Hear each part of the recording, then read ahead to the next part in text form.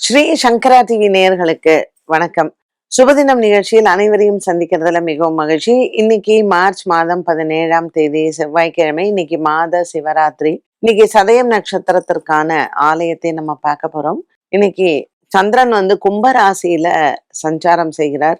ராகு கேது தோஷ ஒரு அமைப்புல தான் இன்னைக்கு கிரக நிலைகள் இருக்கு. மேஷராசி நேயர்களுக்கு லாபத்துல 4 கிரகமும் விரயத்துல 3 கிரகமும் இருக்கு. இன்னைக்கு சஞ்சாரத்துல பாத்தீங்கன்னா குரு பகவானும் கேதுவும் மட்டும்தான் அவர் கிரக தனிச்சிருக்காங்க. மற்ற கிரகங்கள் எல்லாமே கிரக சேர்க்கையோட தான் இருக்கு. ரொம்ப ஒரு அதிசயமான கிரக சேர்க்கை, ஒரு அதிசயமான நிகழ்வுன்னு சொல்லலாம் வானத்துல. அதுவும் சுக்கிரன் ரொம்ப பளிச்சுன்னு தெரிவாரு. நீங்க வெறும் கண்ணுலயே பார்க்கலாம் சுக்கிரனை மாலை நேரத்துல.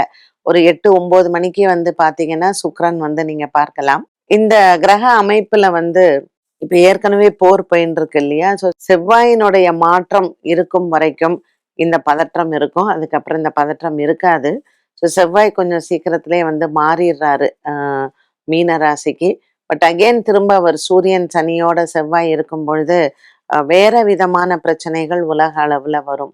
இன்றைய கிரக நிலைப்படி மேஷராசி அன்பர்களுக்கு லாபத்தில் இருக்கக்கூடிய கிரக சேர்க்கைகள் ரொம்ப சாதகமாக இருக்கும். கொஞ்சம் இந்த சந்திரன் ராகு சேர்ந்து இருக்கிறதுனால மன சஞ்சலங்கள் இருக்கலாம். ஏன்னா உங்க ராசிநாதன் செவ்வாயும் இருக்கிறதுனால சின்ன பய உணர்வுகள் இருக்கும். அதனால் பெரிய பாதிப்புகள் என்பது இல்லை. மேஷராசி நேயர்களுக்கு இன்று இந்த கிரக நிலைக்கு, அதுவும் செவ்வாய் மாத சிவராத்திரியா இருக்கு, வீரபத்ரரை வணங்கலாம். ரிஷபராசி நேயர்களுக்கு இன்று லாபத்தில் சூரியன் சனி சுக்கிரன், 10ஆம் இடத்தில் புதன் செவ்வாய் சந்திரன் ராகு. ஸோ இந்த கிரக சஞ்சாரங்கள்ல அலுவலக வேலைகள் அதிகமாக இருக்கும். சில பொறுப்புகள் உங்களுக்கு அதிகமாக வரலாம். தன லாபங்கள் திருப்திகரமாக இருக்கும். உடல் ஆரோக்கியத்தில் சற்று கவனம் செலுத்துவது நல்லது. ராசிநாதன் சுக்கிரன் சனி மற்றும் சூரியனுடன் இருப்பதனால் கவனமாக இருந்தால் இந்த நாள் நல்ல நாள். மிதுன ராசி நேயர்கள், ராசிநாதன் புத பகவான் உங்களுக்கு பாக்கியத்தில் செவ்வாய் சந்திரன் ராகு இவர்களினுடைய சஞ்சாரத்தில் இருப்பதனால் மிதுன ராசி நேயர்களுக்கும் சற்று மனதில் தைரியம் குறைவு, தன்னம்பிக்கை குறைவாக இருக்கும். பிரச்சனைகள் என்று பெரிதாக எதுவும் இல்லை என்றாலும் தூக்கமின்மை அவ்வப்போது உங்களுக்கு சில தொந்தரவுகளை கொடுக்கும். மிதுன ராசி நேயர்கள் இன்று செவ்வாய்க்கிழமை ராகு காலத்தில் நீங்கள் துர்க்கையை வழிபடலாம். கடகராசி அன்பர்கள், ராசிநாதன் சந்திரன் 8ஆம் இடத்தில் சஞ்சாரம். இன்றைய நாளில் உங்களுக்கு பூசம் நட்சத்திரக்காரர்களுக்கு சந்திராஷ்டம தினமாக அமைகிறது. ராசிநாதன் சந்திரன் ராகுவுடன் இருப்பதனால் மன கிளேசங்களும் மனக்குழப்பங்களும் அதிகமாக இருக்கும். சற்று நீங்கள் எதிலேயுமே பொறுமையுடனும் கவனத்துடன் இருக்கலாம். கடகராசி அன்பர்களுக்கு இன்றைய நாளில் செவ்வாய்க்கிழமை அம்மன் ஆலய வழிபாடு சிறந்தது. சிம்மராசி நேயர்களுக்கு இன்று கிரக சஞ்சாரங்கள் சற்று சாதகமான நிலையில் இல்லை. இருந்தாலும் இன்று உங்களுக்கு பூர்வ புண்ணிய பலத்தினால் ஒரு நல்ல செய்திகள் வருவதோ அல்லது பிள்ளைகளினுடைய நலனில் உங்களுக்கு நல்ல ஒரு முன்னேற்றமோ பார்க்கலாம். சிம்மராசி அன்பர்களுக்கு செவ்வாய்க்கிழமை இன்று மாத சிவராத்திரியில் சிவபெருமானுக்கு அபிஷேகங்களும் ஆராதனைகளும் செய்ய இந்த நாள் நல்ல நாள். கன்னிராசி நேயர்களுக்கு இன்று மன சஞ்சலங்கள் இல்லை.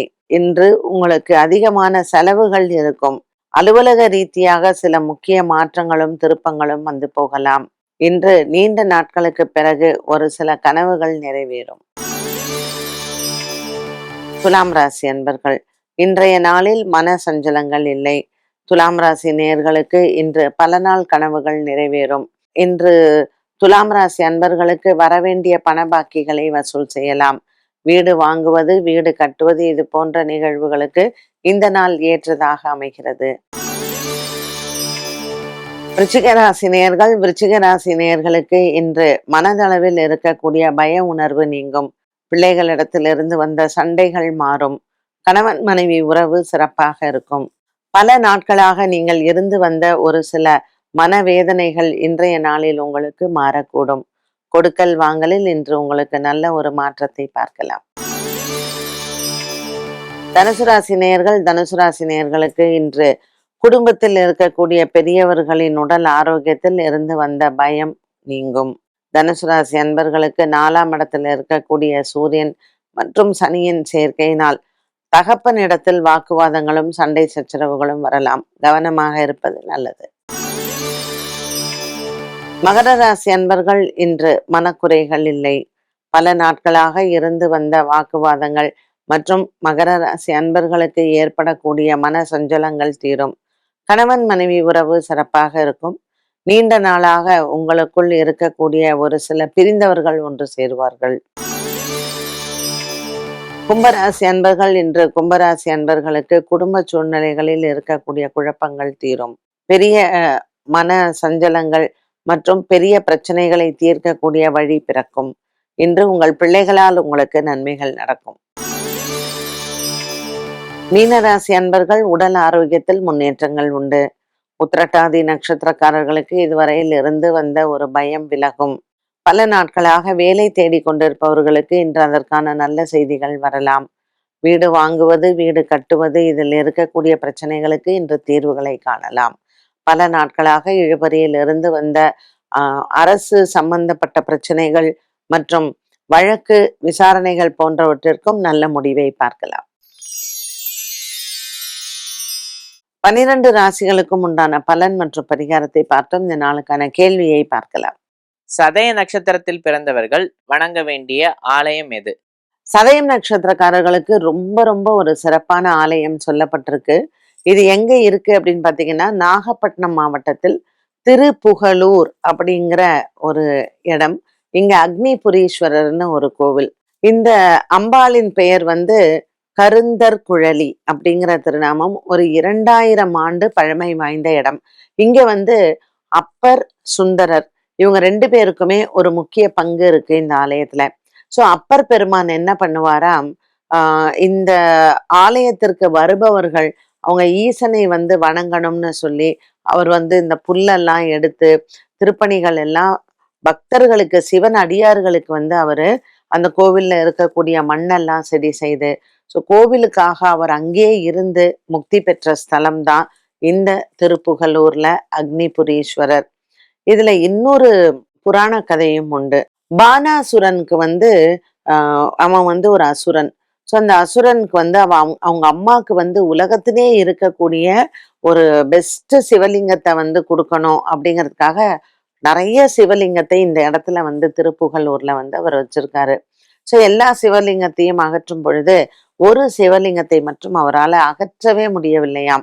அப்ப என்ன பண்றாரு, சரி இதை தோண்டி எடுக்கலாம் அப்படின்னு சொல்லிட்டு அவர் பெரிய ஒரு அகழி வெட்டுறாரு. வெட்டி அசைக்கலாம் அப்படின்னு பார்க்கும் பொழுது அந்த அகழியை வெட்டும் பொழுது கடகட கடகடன்னு அங்க நீர் வருகிறது. அந்த சிவலிங்கத்தை சுற்றி நீராக இருக்கும் பொழுது அவர் தன்னையே மாய்த்து கொள்ளுவதற்காக போகும் வச்சு வானத்திலிருந்து ஒரு அசரீரி கேக்குது, உங்க அம்மாவுக்கு எப்போ அவங்களுக்கு பக்தியில என்ன வேண்டாங்களோ நான் கண்டிப்பாக அவர்கள் முன் தோன்றுவேன்.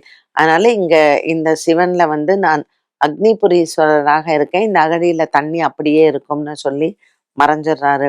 ஸோ அப்படிப்பட்ட ஒரு அழகான திருத்தலம் தான் இது. இங்க 3 முக்கிய காரணத்திற்காக இந்த ஈசனை போய் நாம வணங்கணும். முதல், இந்த ஆலயத்திற்கு வருபவர்கள், அதாவது அப்பர் சுந்தரர் 2 பேருக்குமே இந்த ஆலயம் அங்க இவர்களுக்கு தனி சன்னதி இருக்கு. இங்க சுந்தரருக்கு ஈசன் அவரு ஒரு திருப்பணியை ஆரம்பிக்கும் பொழுது அந்த செங்கலை கொண்டு போய் வச்சு சுவாமிகிட்ட அவர் பிரார்த்தனை பண்றார். அந்த செங்கல் அவருக்கு தங்க கட்டிகளாக மாறியதாம். அது இந்த இடத்துலதான்.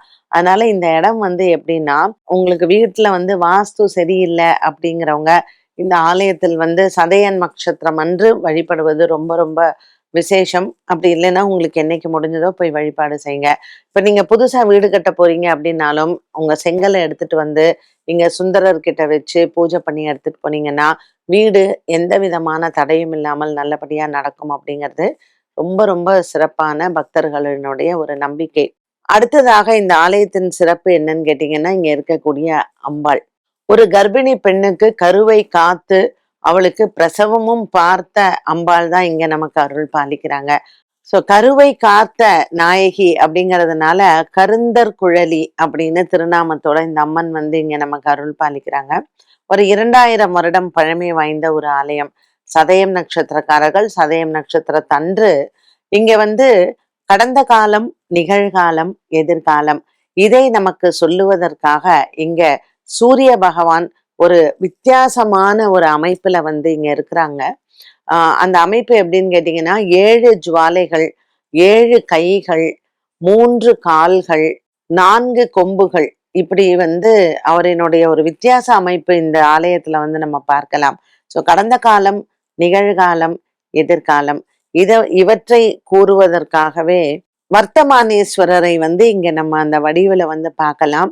ஸோ இங்க ஈஸ்வரன், அம்பிகை இதை தவிர இந்த சன்னதிகளை தவிர இந்த மாதிரியான வித்தியாச அமைப்பில் இருக்கக்கூடிய சில தெய்வங்களை வந்து நம்ம பார்க்கலாம்.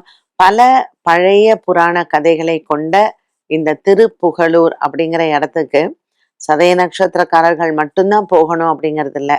இந்த கடந்த காலம், நிகழ்காலம், எதிர்காலம்ங்கிறது நம்ம எல்லாருக்குமே உடையதுதான். வீடு எல்லாருக்குமே வேணுங்கிறது தான். ஸோ வாஸ்து பகவானை இங்க நம்ம வேற ஒரு அமைப்புல பார்த்து வணங்கினால் நமக்கு எல்லா விதமான குடும்பத்தில் நன்மைகள் நடக்கும். என்ன நேயர்களே, இன்றைய சுபதினம் நிகழ்ச்சி மிகவும் பயனுள்ளதாக அமைந்திருக்கும். மீண்டும் சந்திக்கும் வரை நன்றி, வணக்கம்.